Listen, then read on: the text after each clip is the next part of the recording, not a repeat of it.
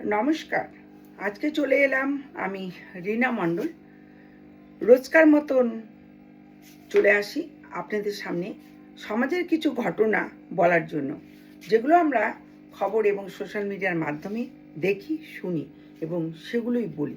এখানে আমাদের কোনো নিজস্ব কথা নেই। সমাজে যেই কাজগুলো হয় আমরা সেগুলোকেই তুলে ধরি। আমরা কোনো পার্টির হয়ে কথা বলি না। যারা ভালো খারাপ কাজ করেন তাদের ব্যাপারে আমরা বলার চেষ্টা করি।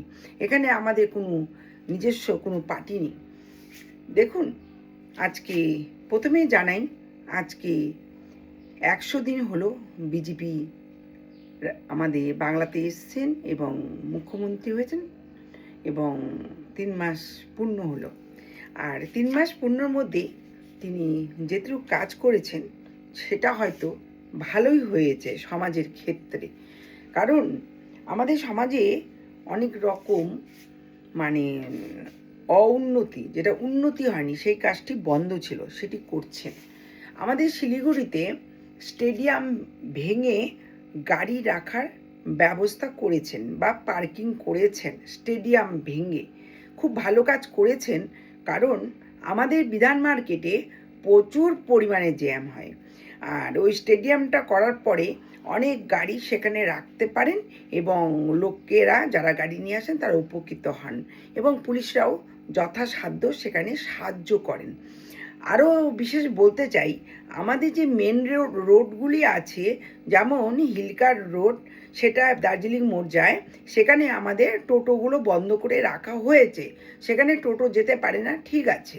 কিন্তু আমরা যে বিধান মার্কেটের ভিতর বাজার করি, আমরা যারা হেঁটে ওখান থেকে চলাফেরা করি, সেখানে ভীষণ অসুবিধে হয় বাজার করতে, কারণ ওইখানে প্রচুর পরিমাণে টোটো চলে।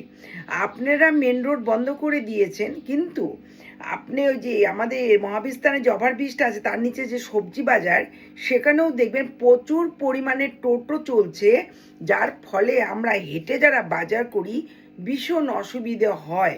এবং বিধান মার্কেট, আমাদের যে মেন বিধান মার্কেট ভেতরটা আছে, যেখানে আমরা সকলেই হেঁটে বাজার করি, সেখানেও টোটো প্রচুর পরিমাণে জ্যাম হয়ে গেছে। আমার মনে হয় যেটা এই যে ভিতরে আমাদের মার্কেট, যেগুলো আমরা সবসময় বাজার করি, সে তার ভিতরে যে টোটোগুলো চলে সেগুলো অবশ্য একটি স্ট্যান্ড বানানোর দরকার। নির্দিষ্ট টোটোর একটা স্ট্যান্ড বানানোর দরকার, যেখানে টোটো মানে ওখানে থেমে যাবে এবং ওখান থেকে লোক উঠাবে।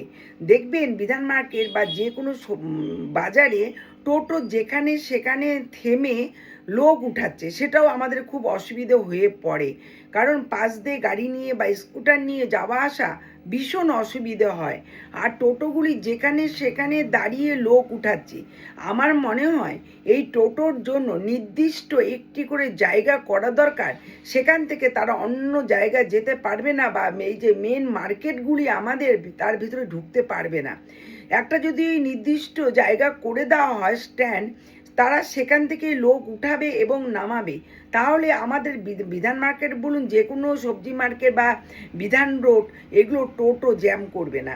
টোটো জ্যাম করার ফলে আমাদের সাধারণ যারা আমরা হেঁটে চলাফেরা করি, বাজার করি, বা আমরা গাড়ি চালাই 2 চাকা, তাদের পক্ষে ভীষণ অসুবিধে হয়ে পড়ে। কারণ সেখান থেকে টোটোগুলি লোক উঠিয়ে নেয়।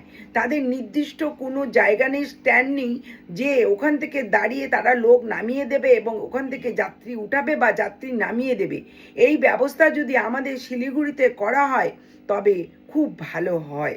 এগুলোই আবার আমি আশা করব আমাদের যে মুখ্যমন্ত্রী এসছেন, তিনি যে এই কাজগুলো করছেন তাকে জানাই অশেষ ধন্যবাদ। এবং এই কাজগুলো আপনি অবশ্যই দেখুন। এই যে অসুবিধেগুলো, আপনি আপনার মতন কাজ করুন, কে কি বলে সেটা জানার দরকার নেই। আপনি আপনার মতন কাজ করুন। এই যে আমাদের শিলিগুড়িতে রেল উচ্ছেদ, সেটা 10,000 মানুষ হঠাৎ করে তাদের কাছে নোটিশ গিয়েছে, তারা খুব আতঙ্কে আছে। এবং এই যে 10,000 লোককে মানে রেলের থেকে উঠতে বলেছেন, রেলের জায়গা থেকে, তাদের হয়তো একটা নির্দিষ্ট বাসস্থান দেওয়া অবশ্যই দরকার আছে। এবং জনগণেরও ভুল আছে যে তারা জানেন যে রেলের জায়গা, সেখানে কি করে বসবাস করেন।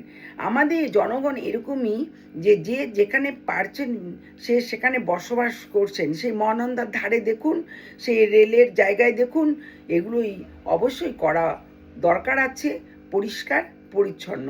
তবেই আমাদের রাস্তাঘাট, সমাজ পরিষ্কার এবং সমাজে যে দূষণ সেগুলো থেকে মুক্ত হবে। নমস্কার। আজকে 100 দিন হলো বা 3 মাস হলো আমাদের মুখ্যমন্ত্রীকে জানাই অশেষ অশেষ ধন্যবাদ। এবং আপনি এইভাবে আমাদের বাংলাটাকে দেখুন। নমস্কার।